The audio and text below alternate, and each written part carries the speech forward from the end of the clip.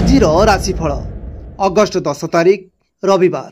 आसंतु जानिबा आजिर राशिफल विषय रे। मेष प्रतिरोधर शिकार होई पारंती, बंधु मानक सह भ्रमण रे जाई पारंती। व्यवसायी मानक पई दिनटी मध्यम फल प्रदान करिवो।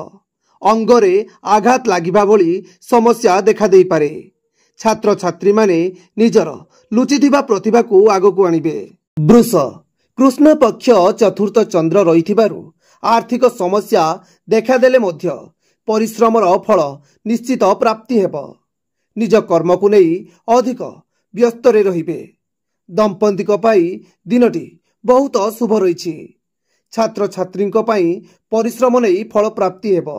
मिथुन कर्म चंचल होई कार्य करिवे। कर्म क्षेत्र रे पद उन्नतिर जोग रहिबो। मनरे किछि नुआ करिवार इच्छा जाग्रत हेबो। जरूरी वस्तु क्रय करि पारंती। प्रेम संपर्क रे अनेक खुशी लाभ करि पारंती। अंटा व्यथा भली किछि समस्या देखा देई पारे। कर्कट राशि को घात चंद्र कार्य क्षेत्र रे अशांति देखा देई पारे। सुख हानि घटी पारे। अनेक कार्य एकाश आसी पहुंचवा जोगु निजको चिंतित मने करि पारंती। माली मोकदमारे जययुक्त हेबे।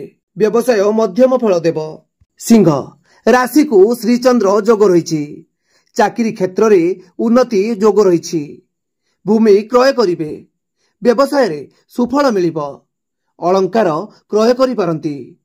छात्र छात्री मानकर पाठरे मन लागिबो नाही। प्रेम संपर्क रे निजको भाग्यशाली मने करिवे। कन्या आर्थिक समस्या को नहीं चिंतारे रहिबे।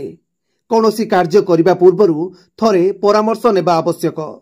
भ्रमण समय रे सतर्कता रक्षा करंतु। प्रेम संपर्क निबिड़ हेबो। व्यवसायीक पई दिनटी मध्यम फल प्रदान करिवो। तुला दिनटी सफलतार सह संपूर्ण हेबो। पर उपकार करी निजको खुशी अनुभव करिवे। आर्थिक स्थिति स्वच्छल रहिबो। छात्र छात्री माने कृतकार्य हेबे। दंपति माने आलोचना करी किछि नुआ कार्य आरंभ करि पारंती। बिछा चाकरी रो प्राप्त होई पारे। अनेक सुख सम्मान लाभर जोग रही। इच्छा करिथिबा कार्य सफल हेबो। छात्र छात्री माने क्यारियर को नहीं आगो को बढ़िबे। व्यवसाय रे उत्तम फल मिलिबो। धन लाभर जोग रही। धनु सेवा पूजा रे मनोनिवेश करिवे। किछि घटना आपण को आश्चर्य करि पारे। बंधुक आगमन हेबो। बाकी रहिथिबा कार्य संपूर्ण हेबो। व्यवसाय रे सफलता मिलिबो।